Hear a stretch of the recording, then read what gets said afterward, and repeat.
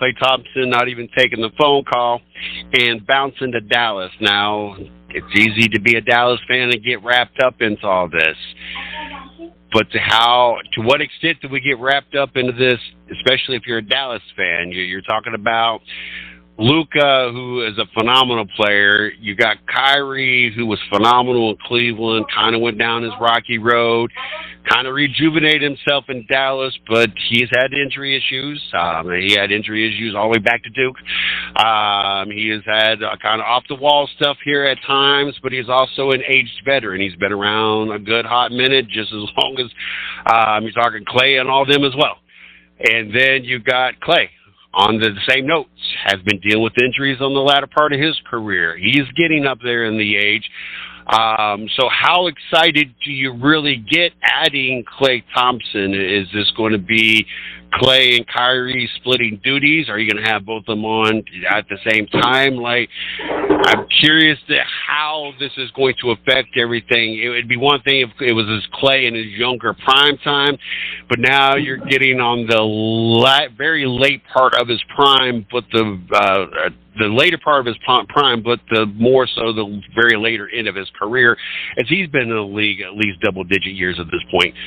So as much as I like to see this whole Dallas thing and just another name in the hat, it gets tired of seeing the same teams over and over. I don't want to sit there and watch Denver every year. I don't want to sit there. It's nice to have another team in it. It was kind of refreshing. We ain't seen Dallas do anything really since the Dirk beating Miami Heat days. It was refreshing there then to see it. It was refreshing to see Dallas come back and be in the finals this year. I just don't know how excited to be for Dallas fans or how to take this team, because you're talking about a couple players that are on the back end of their career, and injuries and everything else has been a factor. Mario, how excited should Dallas fans be about this? If you do it once, you can do it again. You know what I mean? That's the way I'll be looking at it. As far as the fan and the coaching staff, you know what I mean? That's just a good way of looking at it. But the change, every year is different. Every team has changed. No matter if you sit there and say, this superstar, and these two players and a couple other players, it's just a different team. But is the rhythm going to be the same? Or are they going to barely get by? The teams that they got by, the Timberwolves are going to be better. So other teams are catching up too. But as far as you just want to talk about Dallas, the 3-point shooting did play a factor. So they went out there and got a 3-point shooter. And you got at least you got to commend your team. At least you got to commend your team of going to go get the right pieces that you needed. That you needed. You know what I mean? With trading Tim Hardaway Jr.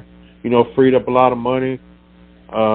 So they used that money to get Thompson. But if he can hit shots like he usually, 42, 43% from three-point line, he's going to get a lot of open shots just because you got two main ball handlers. There's going to be a lot of eyes on them just because they do play ISO basketball at times, and you get in your right spot and you come around and you just hit the shots that you get getting kicked out open to. You know what I mean? But we're going to see. It is an older team. Thompson is older. He barely was getting around last year, and he did. And the reason why he's not in Golden State and that he's in Dallas is because he couldn't hit shots. You know what I mean? The last time we actually saw him on a basketball court, it wasn't too good. There was pressure on him then. There's going to be pressure on him now, to at least hit open shots. If he didn't do it at Golden State, is he actually going to do it in Dallas? You know what I mean? You know how the Paul Pierce situation, once you get traded, things just ain't the same. And so he's definitely going to have to go through that part. And but we'll see. Hopefully he does good, but the pressure was on him to hit shots last year, and he didn't hit them. And now definitely the pressure's going to be on him to hit the same shot this year for another team. You get what I'm saying? So there's going to be more pressure than there was then. Just because you got so many eyes on you, change teams, and now you're just gonna be clanking. And there ain't gonna be that background or them buddies. That'd be clanking. Yeah, you get what I'm saying? And once that starts, you know what I mean? Dallas fans ain't gonna be like, you know what I mean? Clay ain't do nothing for us. He didn't win us no championship, so the pressure's gonna be on him to hit them shots. And if he don't hit them, do you think he's gonna get the same reaction from Golden State fans than Dallas fans? No. Is the team gonna have his back the same way that Golden State has? You know what I mean? Of course they are. He's in the locker room, but it ain't gonna be that same type of feel. You ain't gonna have nobody to go in a corner and really talk because you on a new damn team. No matter if superstars or not, they got their own personality, and it takes a long time just to build up that type of friendship anyway in the locker room. You know what I mean? You're still an outsider. You're still somebody that's, you know, been beating us for years. You know what I mean?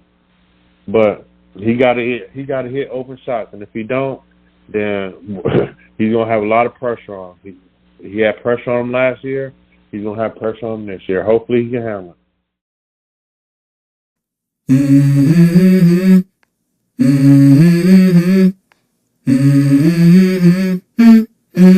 Let's go.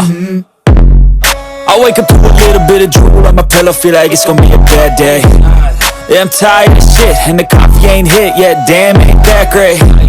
I don't wanna go to work, cause my boss is a jerk, and I'm not even that paid. I need a change in my life, cause I don't feel